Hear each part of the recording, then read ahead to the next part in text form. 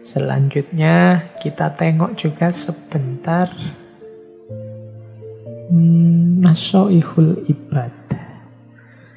Ini yang di pesantren-pesantren, bahkan banyak guru yang sekarang mengkaji kitab ini. Bahkan online, teman-teman tinggal mencari. Banyak ustadz yang sekarang mengkaji kitab ini yang bisa diakses lewat YouTube atau lewat jalur-jalur medsos yang lain. Malam ini saya cuma nyinggung sedikit-sedikit saja biar teman-teman tertarik. Kalau memang sudah tertarik, ikuti kajian beliau-beliau. Ini saya nyuplik beberapa bagian.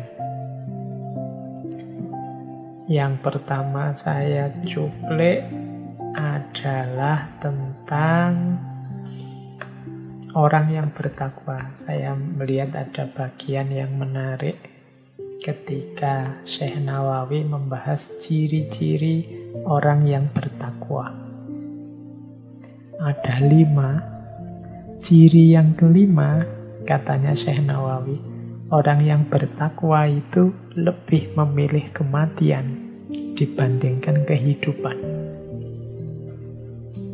Istilah mati sebelum hidup atau mati di dalam hidup dan seterusnya ini kan sering kita dengar dalam ajaran-ajaran para sufi.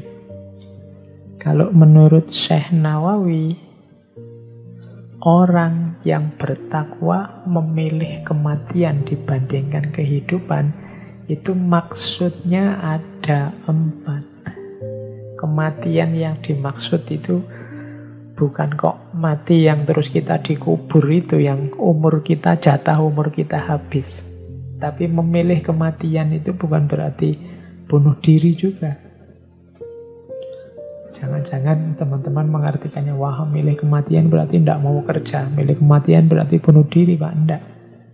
Kematian menurut Syekh Nawawi itu ada 4 kategori. Kematian dalam rangka sebagai cirinya seorang yang bertakwa.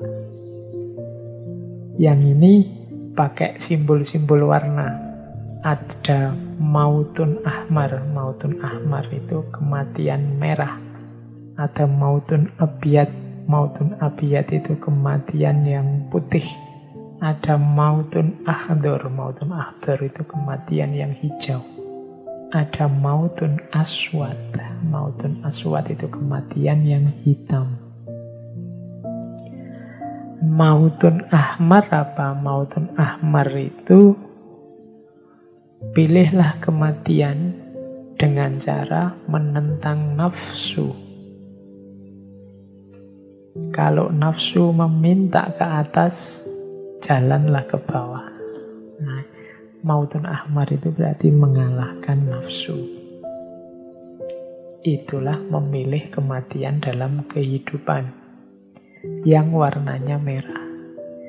Nafsu itu kan yang mendorong manusia ke arah kejelekan. Maka taklukkan nafsumu dengan mautun ahmar, menentangnya. Kalau nafsu minta A, jangan dituruti, beri saja kebalikannya. Nah, yang kedua mautun abiyat. Mautun abiyat artinya apa? Lapar. Orang biasanya milih makan dan kenyang, tapi mautun abiyat pilihlah lapar. Ini termasuk definisi milih kematian dibandingkan kehidupan tadi. Milih lapar itu berarti apa? Lapar itu membuat batin jernih. Kebalikannya kenyang. Kalau kenyang membuat orang terlena, kurang daya untuk melakukan kebaikan. Tapi orang yang lapar, batinnya dan hatinya jernih dan bercahaya. Maka seorang sufi lebih memilih lapar. Yang ketiga, mautun ahdor. Maut yang hijau. Kalau ini kesederhanaan. Simbolnya pakaian. Jadi tidak bermewahan dalam berpakaian. Itu mautun ahdor. Tadi yang mautun abiyat lapar, kalau mautun ahdor ini sederhana. Dan yang terakhir mautun aswad. Mautun aswad itu tidak merasakan penderitaan yang datangnya dari makhluk karena dia hanya ingat Allah saja. Mautun aswad ini berarti apa? Hidup yang diwarnai oleh Allah saja.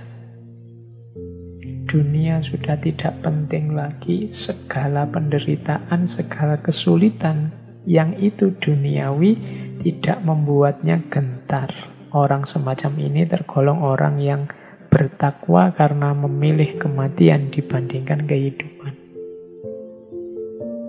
Memilih Allah dibandingkan dunia.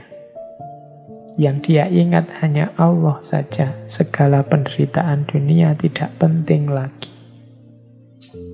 Ini seperti munajatnya Kanjeng Nabi setelah dikejar-kejar, dilempari batu berdarah-darah di Taif, yang kemudian Nabi bersabda, in lam takun wadiban alayya ya Allah fala ubali, asal engkau tidak marah padaku wahai Allah, aku tidak peduli.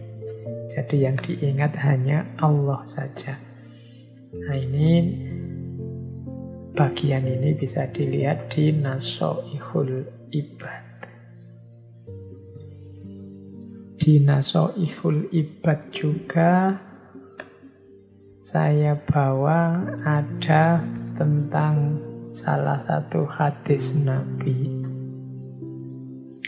yang mungkin bisa jadi pelajaran buat kita. Diriwayatkan dari Nabi SAW, sesungguhnya beliau bersabda, barang siapa yang pada waktu pagi hari memasuki waktu subuh dalam keadaan mengadu kepada manusia tentang kesulitan hidupnya, maka seakan-akan ia telah mengadukan Tuhannya.